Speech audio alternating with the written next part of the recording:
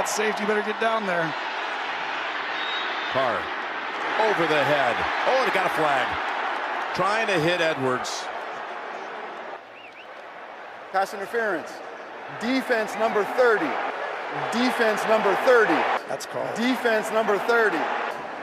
Defense number 30. The ball will be placed at the spot of the foul and an automatic first down.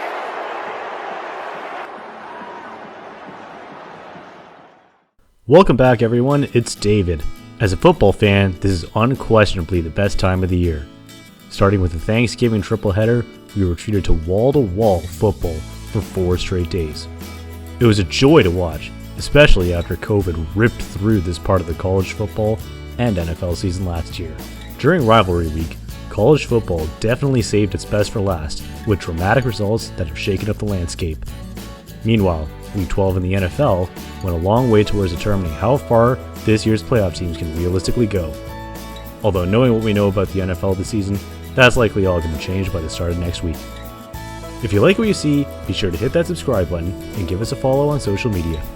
When the Titans beat the Rams on the road in their first game after Derrick Henry's injury, it seemed like a real sign they could go on to get that coveted number 1 seed, even without their best offensive weapon, especially with the AFC being as wide open as it is. But major injuries to key contributors have been a problem for Tennessee all season, and even in that much scrutinized loss to the Jets, they were missing A.J. Brown and Julio Jones. They should have still won without him, but that's got to count for something. But after Brown joined Henry and Julio on IR, it was clear that it'd be too much to overcome against the Patriots in what should have been a crucial seeding tilt. For many years, there have been plenty of questions when it's come to Ryan Tannehill's bona fides as a franchise QB. He was horribly inconsistent with Miami, but a lot of that could be chalked up to Adam Gase. With Tennessee, he's shown flashes of being a capable leader, but this season, when he was given 2 elite-tier wide receivers at his disposal, they still had to rely on a heavy dose of Derrick Henry to win games, while Julio, even when healthy, has been nowhere near the level he's capable of producing. Some have tried to use these games without Henry as a referendum on Tannehill, but that shouldn't be the case. There are very few QBs in the league that could withstand injuries to their top 3 offensive weapons, especially when facing an ascendant Pats defense. That will require a miracle worker, like Bill Belichick. And even though Mike Vrabel comes from the Belichick coaching tree, he's not the man himself. The real question becomes, how will the Titans approach this offseason? It'd be much better if they just stayed the course and recognized that this was a very unlucky year with regards to players' health. They could do what the Niners did and look towards a possible success for Tannehill while still keeping him on board as a starter, but they've got to run that by him first. While the nature of their offseason moves may have suggested differently, this was not a Super Bowl or bust year for Tennessee. Their core pieces are locked in for multiple seasons after this one, so just let this one play out, then come back ready to attack next year. There are 3 certainties in life: death, taxes, and the Cowboys shitting the bed at home on Thanksgiving. And even though the refs became the star of the show in their loss to the Raiders, seriously, I despise the Cowboys, and I was still so irrationally angry over all the penalty calls. They still deserve to lose the game. The Cowboys have now lost 3 of their last 4, but they still should win the NFC East pretty comfortably, if only because the Eagles fumbled the bag this week. But that means their ceiling for this season is now a first-round playoff exit. In 2 of their most recent 3 losses, the offense looked flatter than 3-day-old soda, and in this game, it was the defense that let them down. Not just Anthony Brown, who got hit with 4, that's right, 4 pass interference penalties. The worst thing about those penalties were that they all came on 3rd downs, though none was costlier than the one on 3rd and 18 in overtime. But that was just one example of what was a horrible day for the Cowboys secondary. Even with the Raiders cutting their biggest deep ball threat, they managed to constantly burn the Cowboys on deep throws, particularly when it came to their old flame, Deshaun Jackson. This recent Cowboys losing slide has simply revealed what we knew to be the truth this whole time. They are a very talented team, but Mike McCarthy is holding them back from reaching their full potential. He had a lot of bad calls in this one, but arguably the worst was when they were down 17-6 and faced a 4th and 7, so he decided to kick a 59-yard field goal. I mean, what did he think was going to happen? In fact, every time the 4th down decision bot told the Cowboys to go for it, McCarthy opted against it. And he's not the only coach that should be spared from blame. Many fans are starting to turn on Kellen Moore after what's been a bad couple of weeks for the offense. It's not like Dak suddenly forgot how to play football, so clearly something's up with the scheme. Of course, it's easy to point to not having CeeDee Lamb and Amari Cooper this week, and they will get better once they're back in the fold. But what started out as such a promising season for the Cowboys now looks like it'll almost certainly end during the first weekend of the playoffs, unless they match up against the reeling Rams, in which case something's got to give. The 49ers are poised to make a deep playoff run. The Niners are red hot right now. Ever since that stinker against the Colts that saw everyone call for Garoppolo and Kyle Shanahan's head, they've won 4 of 5, with their only loss coming against the league-leading Cardinals.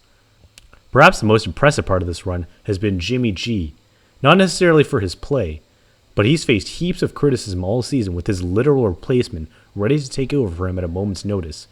Not only has he been able to tune out the noise, including when it comes from his own coach, he's shown an impressive ability to bounce back from mistakes and string together winning plays. That's what he did against the Vikings when he committed an early turnover, then proceeded to play mistake-free ball the rest of the way. And of course, it's been a team effort, as an interception to begin the second half gave Jimmy G a short field to score on what would be the start of a game-changing 20-point quarter.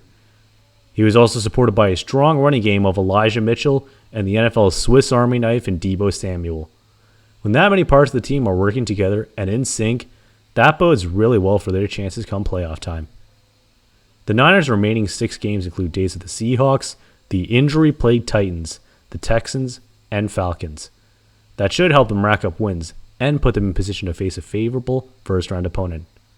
When it comes to the playoffs, what matters most is getting hot at the right time, and the Niners are doing exactly that.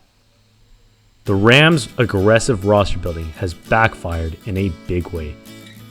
When the Rams traded for Von Miller at the deadline, then signed Odell Beckham, they signaled that this was a Super Bowl or bust year.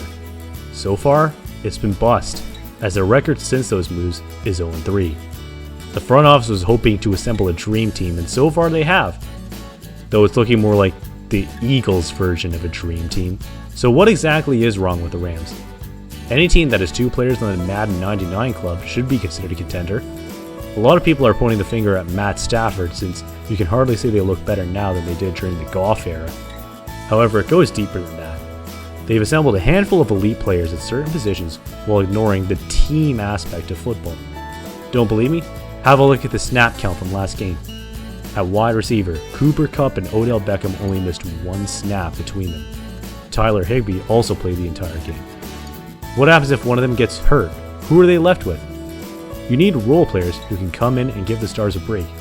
That's exactly how their opponent, the Packers, are constructed, and that's how they were able to weather the storm when they didn't have Adams and Lazard for a game, because of guys like Marquise Valdes-Scantling and St. Brown, and even Randall Cobb, who can step up at a moment's notice. It's not just a lesson in sports, but also in life. The whole is greater than the sum of its parts. We all knew that the Rams' moves would come back to haunt them in the future when they traded away every single draft pick ever. But these offseason moves have proven to be costly sooner than any of us thought. And finally, Colts-Bucs was a Super Bowl preview. This was definitely the best game of the week. One of the hottest teams in the league with a running back coming off a game for the ages, testing their mettle against the defending Super Bowl champs with a quarterback who has an extensive history against them in the playoffs. And while Leonard Fournette deserves all the flowers for his 4-touchdown performance, the GOAT did what he does best by leading the comeback in game-winning drive and putting Fournette in a position to get the score with 20 seconds left. It may be a stretch to call the Colts a Super Bowl team, especially at 6-6. There's still a question of whether they'll make the playoffs. But with the AFC being as wide open as it is, their Super Bowl representative may just come down to who's the hottest team in January, as opposed to who's the best overall team. And the Colts can definitely string together 4 wins in a row. When one part of their game isn't working, the other tends to pick up the slack. Case in point, after Jonathan Taylor came back down to earth against the league's best run defense, Carson Wentz did his best to carry the offense. Really, the thing that will hold the Colts back the most is play calling. For whatever reason, Frank Reich has been allergic to using Taylor as a workhorse running back. He's only had more than 20 carries twice all season, and after what he did on 32 carries against the Bills, it would make sense to keep going back to that well. Give credit to the Bucs defense for fighting tooth and nail, literally, but for Taylor to only have 16 carries is absurd. Reich deviated from the run game way too soon when he should have found a way to put Taylor in positions to succeed. Perhaps this is his way of preserving his energy until the playoffs, and it certainly would be a scary proposition for opponents if we haven't even seen the best version of Taylor this season. A lot was made before the game of a story that the Bucs wanted to draft Taylor if they couldn't take Tristan Wirfs in the first round. While they probably don't win the Super Bowl without Wirfs and Antoine Winfield in the second round, the prospect of Taylor on this Bucs team would have been absolutely terrifying. The fact that the Colts got him and almost pulled this one out should give some hope to the rest of the league that Tampa Bay won't dominate for the next decade.